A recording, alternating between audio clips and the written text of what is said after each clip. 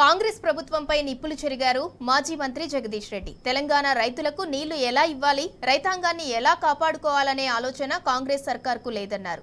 మేడిగడ్డపై కాంగ్రెస్ చేసిన అసత్య ప్రచారాన్ని ప్రజలే తిప్పికొడతారని చెప్పారు.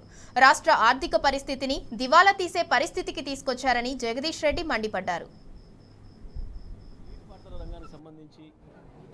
ఏ నీళ్లను ఎక్కంచెల్లి ఎత్తిపోయాలి, రైతాంగానికి నీళ్ళు ఎట్లా అందించాలన్న సోయి ఈ ప్రభుత్వానికి ఏమాత్రం కనపడడం లేదు. ఒక్క మంత్రికి అవగాహన లేదు. ముఖ్యమంత్రికి అంటే ఆయనతో తెలియదు.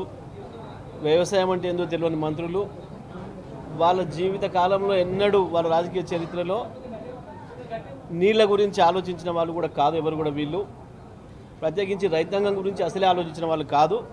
వీళ్ళ గత ఆంధ్ర భాషల మోచేతి కింద పెరిగిన వీళ్లకు తెలంగాణ రైతాంగానికి నీళ్ళు ఎట్లా ఇవ్వాలి, తెలంగాణ రైతాంగాన్ని ఎట్లా ఆదుకోవాలి, తెలంగాణ వ్యవసాయ రంగాన్ని ఎట్లా కాపాడుకోవాలన్న సోయి ఏమాత్రం కనబడతలేదు. తెలంగాణ రైతాంగాన్ని ఎట్లా బతికించుకుందామన్న ఆలోచన లేదు. కేసీఆర్ గారు అవన్నీ గమనించింది కాబట్టే ఎక్కడైతే తెలంగాణకు నీళ్లు దొరుకుతాయో, ఎక్కడ ప్రాజెక్టు నిర్మాణం చేస్తే ఎక్కడి నుంచి నీళ్ళని లిఫ్ట్ చేసే ప్రణాళిక చేసుకుంటే తెలంగాణ శాశ్వతంగా బ్రతుకుద్దో ఆలోచన చేసుకొని పెట్టిన పాయింటే కన్నపల్లి పంప్ హౌస్. విహారయాత్రలు చేయడం అనేది మీకు అలవాటు. కాంగ్రెస్ పార్టీకి మీకు మంత్రి పదవులే జల్సాల కొరకు వచ్చినాయి. ఎందుకంటే మీ బతికంతా అంతే. ఆనాడు ఆంధ్రప్రదేశ్ నేతల కింద మీరు బతికినాడు. మిమ్మల్ని జల్సాల కొరకు మాత్రమే పదవులు ఇచ్చారు మీకు తప్ప ప్రజల కొరకు పనిచేసే ఆలోచన మీకు ఎన్నడూ లేదు. ఆ మేడిగడ్డకి ఏదో జరిగింది కాబట్టి మొత్తం 1,00,000 కోట్లు గోదావరిలో పోయినాయని చెప్పి మీరు చేసిన ప్రచారాలు ఉత్తమాటలన్నీ ప్రజల ముందు తేలిపోతాయన్న భయంతో ఇవాళ నీళ్ళు ఇవ్వడానికి వెనుకంజ వేస్తున్నారు. గత 5-6 సంవత్సరాలు వరుసగా ఎండాకాలం కూడా మత్తడి దునికిన చెరువులు, అరుగులు పోసిన చెరువులు ఇవాళ చుక్క నీళ్ళు లేక ఎండిపై కనబడుతున్నాయి. కేవలం మీ అనుచరుల మట్టి దందాకు వనుకొస్తున్నాయి. బహుశా మీరు వాళ్ళని కాపాడుకోవడం కొరకు, వాళ్ళ మట్టి దందాల కొరకు నీళ్ళు తేవడం లేదా అని అనుమానం వస్తూ ఉంది రైతాంగానికి.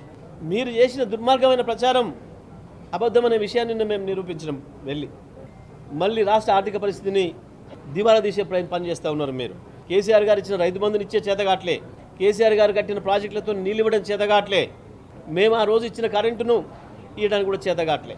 అబద్ధాలతో బతుకుతాం అనుకుంటున్నారు.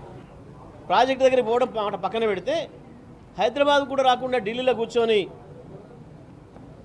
ఆనాడు కిషన్ రెడ్డి గారు ఏదైతే మాట్లాడినో తెల్లారి అదే రిపోర్టుగా రాసేసి ఇచ్చింది ఎన్డీఎస్ఏ తప్ప వాస్తవాలను చూసి ప్రాజెక్టులను సందర్శించి ఇచ్చిన నివేదిక కాదు. దొంగరాతలు రాసి ఆనాడు రాజకీయంగా లబ్ధి పొందాలని చిల్లర ప్రయత్నం చేసిరు తప్ప ఇంకొకటి కాదు. మేము ఇప్పటికైనా ఇరిగేషన్ శాఖ మంత్రికి ఈ ప్రభుత్వానికి హెచ్చరిస్తూ ఉన్నా, తెలంగాణ రైతాంగం తరఫున మీరు కనుక వెంటనే దానిపైన ఒక సమీక్ష చేసుకొని రైతాంగానికి ఏం మాట చెప్తారో, రైతాంగాన్ని ఏం చేయమంటున్నారో, ఏం పంట పండించమంటున్నారో చెప్పాల్సిన బాధ్యత ప్రభుత్వం పైన ఉంది. లేదంటే ఈ రైతాంగం యొక్క ఆగ్రహానికి గురి కావాల్సి వస్తుందనే మాట కూడా నేను ఈ సందర్భంగా తెలియజేస్తా ఉన్నా.